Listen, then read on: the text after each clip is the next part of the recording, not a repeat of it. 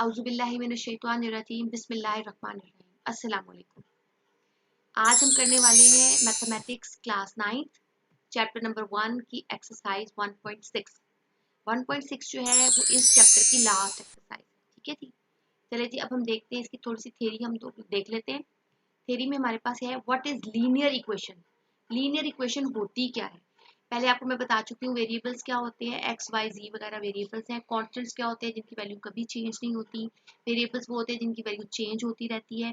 अब अगर हम एक एक्सप्रेशन लेते हैं जिसमें कांस्टेंट भी हो वेरिएबल्स हो, वो अलजेब्रिक इक्वेशन कहलाती है। ठीक है जी, उसके बाद फिर मैंने आपको बताया कि अगर आप अलजेब्रिक इक्वेशन जो लेते हैं उसको इक्वेट टू आप इक्वल का साइन उसमें लगा देते हैं तो वो इक्वेशन बन जाती है।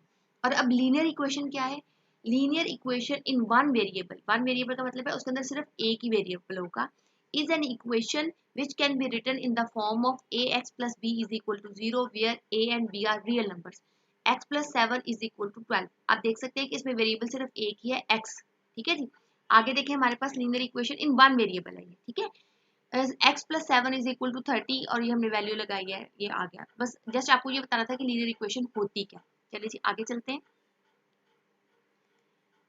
हाँ जी, what are simultaneous linear equations, a pair of linear equation in two variables. अब बात याद रखनी, पहले मैंने आपको बताया था कि लीनियर इक्वेशन क्या होती है और इन वन वेरिएबल। अब मैंने आपको एग्जांपल दी थी।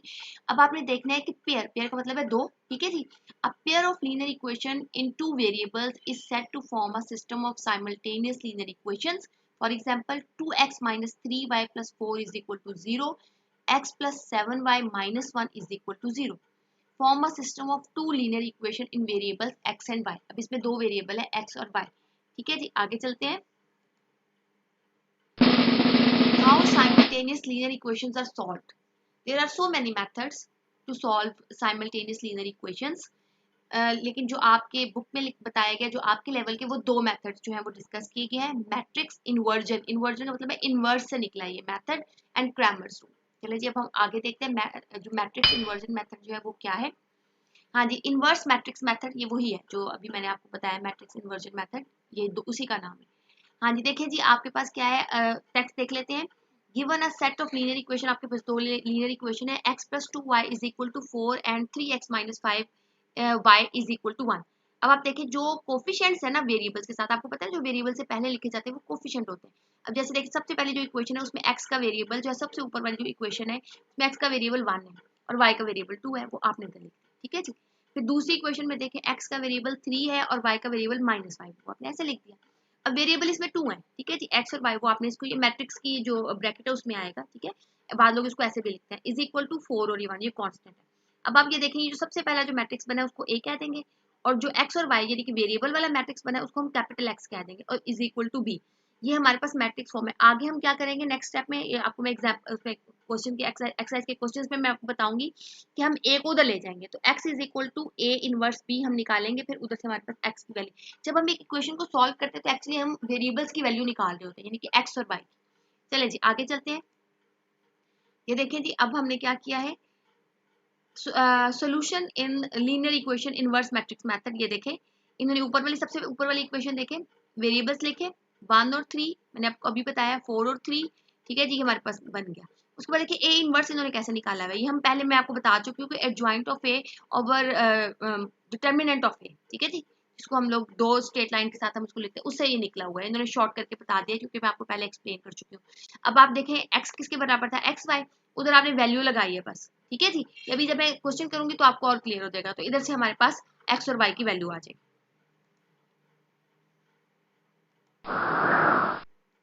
चले जी, क्रैमर रूल्स हमारे पास क्या है। लेट, ये अब थोड़ा सा गौर से सुनने वाली बात है। Let A be the coefficient matrix for the system. ये देखिए हमारे पास मैट्रिक्स है, determinant of A is not equal to 0, then the system has one solution, x is equal to this one, determinant of A, और y is equal to this one. अभी मैं आपको बताऊंगी कि ये वाले डिटर्मिनेंट कैसे आए हैं। ये देखिए आप गौर से देखें, आप एक्स वाले डिटर्मिनेंट को गौर से देखें। इसमें देखिए जो कॉन्स्टेंट्स है उनको पहले लिखा गया है, ई एफ को पहले लिखा गया है, पहले कॉलम की शक्ल में। और जो हमारे पास था बी डी, बी डी क्या है हमारे पास, ये y के। देखिए अब ये x है ना, तो आपने ये करना है, इसको बेशक पेंसिल के साथ इसको हाइड कर लें, जो x की जो कोफिशिएंट्स है ना और x वाली टर्म्स है उसको हाइड कर लें। अब बाकी हमारे पास ये बच गई, इससे आपने मैट्रिक्स बनाना है। इसमें सबसे पहले जो कांस्टेंट वाले ना यानी ई एफ, उसको पहला कॉलम बनाना है, और जो कोफिशिएंट्स बच गए हैं ना y के, वो आपने लिख देने b और d, ये देखिए। और नीचे डिटर्मिनेंट ऑफ आप उसका इसका डिटर्मिनेंट निकालेंगे आप ऊपर वाले का, ठीक है जी। उसके बाद देखिए y हमारे पास है, y का हमने क्या किया है, इसी तरह हमने y के वो जो y के जो कोफिशिएंट्स हैं उनको हमने छुपा लिया है, ठीक है। और अब हमने अब की दफा हमने कांस्टेंट वाली टर्म को पहले नहीं लिखा, अब की दफा हमने कोफिशिएंट ऑफ x पहले लिखे हैं, a c e f over determinant of a, ठीक है जी। चलें जी आगे चलते हैं।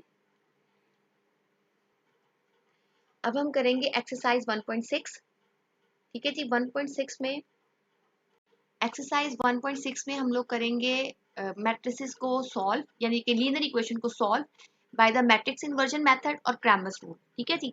अब देखिए हमारे पास क्वेश्चन नंबर 1 है, solve the following system of linear equation by the matrix inversion method and the Cramer's rule. Equation हमारे पास कौन कौन सी हैं, 2x minus 2y is equal to 4, 3x plus 2y is equal to 6। अब हम लोगों ने इसको अलग अलग कर लिया, ये देखें पहला हमने कोफिशिएंट्स लिख लिए वेरिएबल्स के, पहले दो इक्वेशंस में हमारे पास x के जो वेरिएबल्स है वो हमने ये लिखे 2 और 3, फिर हमने y के वेरिएबल्स लिखे, वो बन रहे हैं हमारे पास -2 और 2, फिर हमने वेरिएबल्स को लिखा मैट्रिक्स की फॉर्म में x और y, फिर उसके बाद हमने लिखा कॉन्स्टेंट्स को 4 और 6। अब हमने पहले वाले मैट्रिक्स को कह दिया कि वो a है, यानी कि ये वाला मैट्रिक्स देखें ये a है, और जो वेरिएबल्स वाला मैट्रिक्स है वो कैपिटल X है, और जो कांस्टेंट वाला मैट्रिक्स है वो b है, ठीक है जी। अब आप ये देखें हम a को उधर दूसरी साइड पे लेके जाएंगे तो ये हो जाएगा हमारे पास, क्या हो जाएगा, ये देखिए आप इस इक्वेशन में देख सकते हैं कि जब हम इधर a को दूसरी साइड पे लेके जाएंगे तो ये हमारे पास हो जाएगा x is equal to a inverse b। आए आगे चलते हैं, देखिए a, ये देखिए ये हमारे पास a है, ठीक है, ये शक्ल बन जाएगी इसकी, ठीक है जी, ये मैंने बाद में लिखी हुई है। अच्छा जी अब हमारे पास है a is equal to 2 3 minus 2, और ये 2x हमारे पास ये है, b हमारे पास ये मैंने आपको बता दिया। अब x is equal to a inverse हमें पता है कैसे निकलता है, adjoint of a over mod of a, sorry determinant of a, ठीक है जी, और b से ये मल्टीप्लाई होता है। अब एडजॉइंट ऑफ a क्या होता है, हमने उसकी पोजीशन चेंज की, ठीक है, 2 की 2 वो कोई उसको फर्क नहीं पड़ा इतना, और उसके बाद हमने इन दोनों के साइन चेंज किए, ये एडजॉइंट ऑफ ए आ गया। अब हमने डिटर्मिनेंट ऑफ ए निकाला, वो हमारे पास आ गया 4 + 6 इज इक्वल टू 10। आगे चलते हैं, अब ए इनवर्स हमने निकाला, वैल्यूज लगा दी, वैल्यूज लगा के हमने उसको मल्टीप्लाई किया, ये देखिए हमारे पास ए इनवर्स आ गया। अब ए इनवर्स हमने उसके अंदर पुट कर दिया, ठीक है, ये नहीं आपने कहना कि टीचर ने डायरेक्ट से कर दिया, ये वही वाली इक्वेशन है, x is equal to A inverse B. A inverse की जगह मैंने लिखा 2/10 2/10 -3/10, ये ए इनवर्स हमने अभी निकाला है, ठीक है जी। और 4 6 की जो है वो हमने बी की जगह पे लिखा है। अब फिर हमने first row first column second row first column, यानी कि कॉलम उसमें था ही एक, ठीक है, हमने इसको मल्टीप्लाई किया है, तो ये देखिए हमारे पास ये चीजें आ गई, ठीक है जी। आगे देखें, अब वो ऊपर वाला जो सबसे पहली एंट्री होगी ना कॉलम की, वो x की इक्वल हो जाएगी, और जो लास्ट वाली जो मतलब दूसरी जो एंट्री होगी वो y के इक्वल हो जाएगी। आगे देखते हैं, देखिए x इज इक्वल टू 2 और y इज इक्वल टू 0। ये मैंने आपको मैट्रिक्स इनवर्स मेथड से मैंने आपको बताया था हम इसको कैसे सॉल्व कर सकते हैं। अब हम क्रैमर रूल से भी सॉल्व कर सकते हैं, इसको थोड़ा गौर से देखना है आपने। a देखिए हमारे पास क्या है 2 3 -2 और ये 2, ये वही जैसे पिछले क्वेश्चन में हमने a को निकाला था ना, कोफिशिएंट्स हमने वेरिएबल्स के देख लिए थे। अब हमने जैसे डिटर्मिनेंट ऑफ a निकाला है वो 10 आ गया, ठीक है जी। आगे देखें ए एक्स और ए वाई कैसे निकालें, ये बात थोड़ी याद रखनी है। देखिए अगर हम ए वाई को देखें, थोड़ा पीछे चलें, देखिए ए वाई में आपने क्या करना है, थोड़ा और पीछे चलें, जहाँ पे इक्वेशंस लिखी हुई हैं, इक्वेशंस ये देख और पीछे सॉरी, ये देखें, ये जो हमारे पास ये जो दो इक्वेशंस लिखी हुई है ना, ये ऊपर ये देखें, ये आपके पास ये दो इक्वेशंस लिखी हुई है, जब आप ए वाई निकालेंगे ना तो देखिए वाई से आपने इसको नहीं, इसके कोफिशिएंट्स को कंसीडर नहीं करना, ठीक है जी, और आपने ऐसे लिख लेना है 2 3 4 और ये 6, ठीक हो गया। जब आप ए वाई निकाल रहे हैं, ए कैपिटल लिखे उसके पाँव में छोटा सा वाई लिखना है, लाइन में आपको देखते हो कि हमने यही निकाला है, देखिए ए वाई हमने यही निकाला है। नेक्स्ट पे जा जाके ए वाई क्या है हमारे पास, ए वाई ये देखें, ठीक है जी। अब ए एक्स थोड़ा निकालने का थोड़ा डिफरेंट तरीका है, उसमें हमने कॉन्स्टेंट्स पहले लिख लेने हैं, ये देखें, अब मैं आपको बता रही हूँ, देखें ए एक्स निकाला है, उसमें आपने क्या करना है कि जो कॉन्स्टेंट्स है ना वो ये देखें, ये जो ये नहीं, ये वाले इसको पहले लिख लेना, इसको पहला कॉलम बना लेना, और चूंकि x है तो इस इन कोफिशिएंट्स को हमने कंसीडर नहीं करना, जिसके पाँव में हम जो a के पाँव में जो लिखेंगे ना उसको हम उसके कोफिशिएंट्स को हमने कंसीडर नहीं करना। अब हम ax निकाल लें तो हम इनके कोफिशिएंट्स को कंसीडर नहीं करेंगे, तो मैट्रिक्स क्या बनेगा -2 2 4 और ये 4 और ये 6 हम पहले लिखेंगे, ठीक है, 4 और ये 6 -2 और ये 2, देखिए हमने यही लिखा है।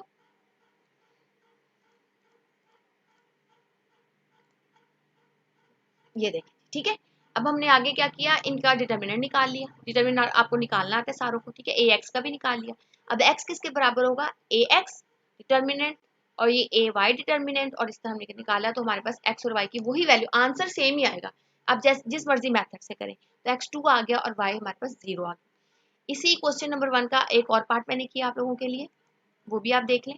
देखिए वैसे ही हमने किया, ये देखिए हमारे पास इक्वेशंस थी, ठीक है, एक्स और वाई वेरिएबल है, ए हमने निकाला, ए कितने हमारे पास किसके बराबर है, ये देखिए 3 - 4 1 और ये 2, ये वेरिएबल्स है एक्स और ये वाई, और ये कांस्टेंट वाले A X is equal to B, X इधर ही रह गया, ए इनवर्स उधर ले गए, फिर बी। अब ए इनवर्स हम कैसे निकालते हैं, हम निकालते हैं adjoint of A over determinant of A. ये देखिए हमने इसको निकाला, ठीक है जी, थोड़ा आपको क्लियर करके दिखा देते हैं, ये ठीक है, ये डिटर्मिनेंट ऑफ ए है, इसको सही कर दे थोड़ा सा, ये डिटर्मिनेंट ऑफ ए है, ठीक है जी, ये देखिए ये डिटर्मिनेंट ऑफ ए हमने निकाला, ठीक है जी, डिटर्मिनेंट को भी सही करते हैं जी, ऐसे, ठीक है जी। आगे चलते हैं अब हमने निकाल लिया, अब ये देखिए ए था, डिटर्मिनेंट निकाला, एडजॉइंट निकाला, निकालना आता है आप लोगों को, पोजीशन चेंज की, साइन चेंज किया, फिर ए इनवर्स निकाला, ये सब कुछ आ गया। अब हमने इसकी वैल्यूज में लगा दी, इस इक्वेशन में वैल्यू लगा दी, ठीक है जी, वैल्यू लगा दी, फिर वही हमने क्या किया, पहली रो पहला कॉलम हमने इसको, ये देखिए पहली रो पहला कॉलम, पहली रो और पहला कॉलम, ठीक है जी, ये आपने कर लिया। अब आप देखें इसको मल्टीप्लाई करके मैंने इसको सिंपलीफाई करके रख दिया है, देखें अब ये x जो है वो पहली वाली इसके बराबर आएगा, पहली टर्म के या उसके सॉरी एंट्री के या उसके जो है एलिमेंट के, और y जो है वो दूसरी एंट्री या दूसरे एलिमेंट के बराबर है, ये हमारे पास आ गया आंसर, ठीक है जी। इसी को मैंने क्रैमर रूल से भी सॉल्व किया, देखिए जी ये हमारे पास है 3 - 4 1 2 x y 4 8, ये देखिए ए हमारे पास ये है, ठीक है, हमने डिटर्मिनेंट ऑफ ए निकाला, ए एक्स देखें दोबारा देख लें, आपको भूल ना जाए कि आपने कैसे निकाला है, आपने ए एक्स की जो एक्स की वाली टर्म्स है ना, वो आपने कंसिडर नहीं कर, उसके कोफिशिएंट नहीं लिखने, जो कांस्टेंट है ना, ये देखिए ये कांस्टेंट वाले थे, इसको आपने पहले लिख लिया 4 और 8 को, उसके बाद जो y की जो टर्म्स थी वो कौन सी थी, वो ये वाली थी, आप इक्वेशंस को सामने रख के देखेंगे आपको क्लियर हो जाएगा, -4 और 2, ये ए एक्स आ गया। अब हम इसका डिटर्मिनेंट निकालेंगे, ये देखिए हमने इसका डिटर्मिनेंट निकाल लिया। इसी तरह ए वाई में हमने क्या करना है, हमने कांस्टेंट्स को पहले नहीं लिखना, पहले हमने ए वाई के कोफिशिएंट लिखने ही नहीं, ये एक्स के कोफिशिएंट्स है जो हमने यहाँ पे लिखे हैं, फिर हमने इधर कांस्टेंट लिखना है, फिर हमने इसको मल्टीप्लाई करना है, ये देखें फिर एक्स किसके बराबर हो गया, ये हमारे पास डिटर्मिनेंट निकाला है इसका, याद रखिए डिटर्मिनेंट है, डिटर्मिनेंट का मतलब है इसको इससे मल्टीप्लाई किया, माइनस का साइन इसको इससे मल्टीप्लाई किया, ये देखिए ये आपके पास ये आंसर आ गया, ठीक है जी। आगे चलते हैं हम क्वेश्चन नंबर 2 वर्ड प्रॉब्लम की तरफ। ये देखिए ये थोड़ी सी समझने की बात है, ये बच्चों को थोड़ा कंफ्यूज करती है। The length of a rectangle is 4 times it's width, the perimeter of the rectangle is 150 centimetre, find the dimension of the rectangle. इसको पहले समझना बहुत जरूरी है, रेक्टेंगल क्या है जी। आपको पहले भी बताया था कि मैथ्स जो है वो एक सब्जेक्ट है जिसमें हम पढ़ते हैं नंबर्स को, फिगर्स को, शेप्स को, रेक्टेंगल एक शेप है, ठीक है। पहली बात शेप कौन सी है, ये देखिए मैंने बनाई है, इसमें लेंथ और विड्थ बराबर नहीं होती। एक और शेप हमारे पास स्क्वायर है, सबको पता होगा, उसमें लेंथ और विड्थ बराबर होती है, ठीक है जी। इसमें लेंथ और विड्थ बराबर नहीं है, इसकी जो लेंथ है ना वो इसकी विड्थ से ज्यादा है, ठीक है। अच्छा जी, उसके बाद है 4 टाइम्स का क्या मतलब है, 4 टाइम्स का ये मतलब है कि ये उससे आप उसको 4 से मल्टीप्लाई करोगे, ठीक है जी। जैसे देखिए मैं अगर कहूँ कि मेरे पास 3 रुपए हैं और मेरे भाई के पास है या किसी और के पास मुझे 4 टाइम्स ज्यादा पैसे है, तो मैं क्या करूंगी 3 को 4 से मल्टीप्लाई करूंगी, उसके पास 12 होंगे, ठीक है जी। अच्छा जी, विड्थ क्या होती है, विड्थ ये होती है जो छोटी चीज साइड होती है वो विड्थ होती है, जो लंबी होती है वो लेंथ होती है, ठीक है। ये लेंथ है, ये बड़ी साइड है, और ये छोटी साइड है, ये विड्थ है, ठीक है। पेरीमीटर क्या होता है, पेरीमीटर आप समझे बाउंड्री, ये देखिए ये ये ये और ये, ठीक है जी, ये बाउंड्री है। अब इसमें देखिए x भी 2 दफा आ रहा है और y भी 2 दफा आ रहा है, ठीक है जी। तो इसको मैं इस तरह लिख सकती हूँ 2x + y, ठीक है जी। डायमेंशंस का मतलब है कि लेंथ और विड्थ निकालनी। सपोज करते हैं कि उसकी जो लेंथ है वो x है, ठीक है जी, आप देख सकते हैं लेंथ जो है वो x है, बड़ी वाली साइड जो है वो x है, विड्थ जो है वो y है। सपोज किया हमने, ये अननोन है, वेरिएबल्स है, अभी हमने इनकी वैल्यूज निकालनी है। अच्छा जी, अब आप गौर से देखें लेंथ जो है वो बड़ी साइड है, ठीक है, x जो है वो बड़ी साइड है और ये y से बड़ी है, और कितनी बड़ी है, इससे 4 टाइम्स बड़ी है। इसका क्या मतलब हुआ, इसका मतलब ये है कि अगर मैं इन दोनों को बराबर करना चाहती हूँ तो मैं ये छोटी छोटी टर्म है ना, यानी कि ये छोटा वेरिएबल है, यानी कि ये छोटी अमाउंट है, आप इसको 4 से मल्टीप्लाई करेंगे तो फिर ये x के बराबर होगी, क्योंकि ये उससे 4 टाइम्स जो ज्यादा है। तो अगर मैं चाहती हूँ कि मैं इन दोनों को बराबर करूँ तो मैं इसको 4 से मल्टीप्लाई करूंगी ना, y को, छोटी वाली साइड को, ताकि वो इसके बराबर हो जाए, ठीक है जी। तो अब देखिए 4y = x, अब हमने क्या किया, x - 4y = 0, ये हमारे पास पेरीमीटर वाली इक्वेशन थी, मैं 2 को दूसरी साइड पे ले गई हुई, x + y = 75। अब देखिए हमारे पास 2 इक्वेशंस बन गई है, ठीक है जी। अब हम इसको लिखेंगे मैट्रिक्स की फॉर्म में, नेक्स्ट पे करते हैं हम। हाँ जी, ये देखें, अब हमने इसको मैट्रिक्स की फॉर्म में लिख लिया। ये देखें, इसके जो कोफिशिएंट्स है वो 1 और 1 मैंने यहाँ लिख लिए, इसके कोफिशिएंट्स -4 और 1 यहाँ लिख लिए। उसके बाद x और y, ये हमारे पास ये मैट्रिक्स है वेरिएबल्स वाला, और ये कॉन्स्टेंट्स। ठीक है जी, अब a इसमें ये वाला है। ठीक है, अब मैंने डिटर्मिनेंट ऑफ a निकाला, वो हमारे पास 5 आ गया। आगे चलते हैं, आगे हमारे पास ax आ गया। मैंने आपको पहले भी बताया था ax कैसे निकलता है, पहले हम कॉन्स्टेंट्स लिखेंगे और फिर ये y वाली वेरिएबल हमने लिखी। ठीक हो गया। अब हमने इसका डिटर्मिनेंट निकाला, ax का डिटर्मिनेंट निकाला, इसको इससे मल्टीप्लाई किया, इसको इससे मल्टीप्लाई किया। ठीक है जी, ay हमने निकाला, इसमें हम लोगों ने क्या करना है, पहले x के वेरिएबल लिखे और फिर हमने कॉन्स्टेंट्स लिखे। ay भी हमारे पास आ गया, इसको इससे मल्टीप्लाई किया, इसको इससे मल्टीप्लाई किया। अब x की वैल्यू कैसे आएगी, इसका determinant divided by determinant of a, ये हमने निकाल लिया, 60 आ गया। आगे करें, इसी तरह हमारे पास y की वैल्यू आ जाएगी, यानी कि ये हमारे यहाँ पे हम लोग लिख लिए determinant of a y is equal to 75/5, और ये हमारे पास आंसर आ गया। ठीक है जी, ओके, खुदा हाफिज, फी अमान अल्लाह। ये आखिरी एक्सरसाइज थी 1.6 की। अब इसके बाद हम कोई और चैप्टर स्टार्ट करें। खुदा हाफिज।